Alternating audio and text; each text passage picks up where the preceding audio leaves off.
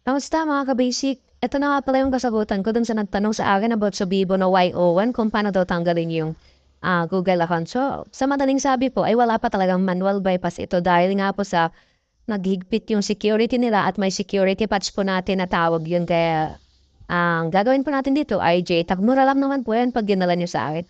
At kung malapit kayo. Dito nga po pala, ayan po yung mga pinout na tatawagin natin, na tinatawag natin na pinout. I-connect natin ngayon yan dun sa may board. Kumbaga, ihinang natin at gagamitan naman po natin siya ng UFI. So, ito pa, yan po yung adapter ng UFI. And pag na-jumper na po natin, gaya po niyan, nakahinang na po yung tatlong pin out na yan. So, i-connect naman natin dun sa may UFI cable. Papunta sa UFI box, saka natin po tatanggalin yung Google account. Kung makikita nyo rito, sinasalang ko na siya sa may UFI and then i-clear lang po natin yung FRP. Hindi naman po babalik ito kung sakaling nagawa na natin. Kumbaga, medyo risky lang yung pag-JTAG kasi pwede pong mamatay yung unit o kaya mag-stack up na lang. I mean talagang totally dead boot na lang yung unit pag sakaling nagkamali ka ng pinout o kaya setting sa pagtanggal ng password nito sa UFI. Kung makikita nyo rito, natanggal na natin yung matatanggal na natin yung password niya.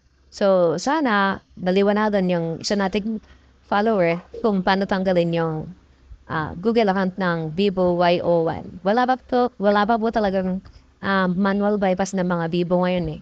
Yung iba naman po hindi supported sa JTAG, pinapa-server po. May nagtanong rin po sa akin about sa Vivo V29.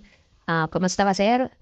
Sana po, naliwanagan na kayo na talagang mahal po talaga yung puhunan po ng pagpatanggal ng Google account. At meron din isa na nag-comment sa akin na ang sabi daw, may mas mura daw na patanggal ng mga Honor at Vivo ngayon. Ang problema, tinatanong ko kung ano yung coder niya. Ayaw naman niya sabihin. Para nga sana i-share ko din sa inyo para makamura din kayo. 'Di ba? So, pa-comment naman at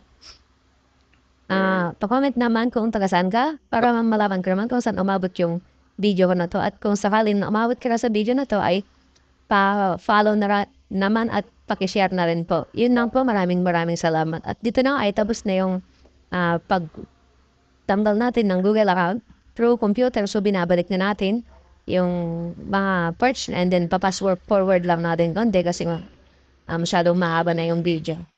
Ito nyo nga pala, makikita nyo na naglo-loading na yung unit and then isi-set up na po natin yun. Si Kuya nga pala ay galing pa ng Batangas.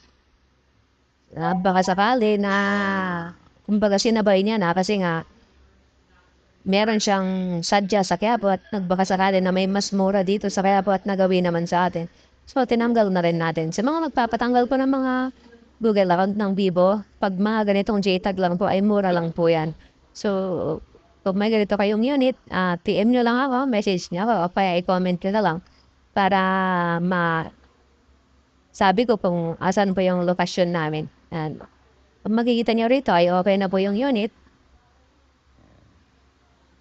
At titignan po natin sa may settings para makita niyo po yung model number ng unit na to. Yan, Y01 po yung unit na yan, Android 12 siya, pero yung security patch niya mataas po. Yun lamang po, maraming salamat.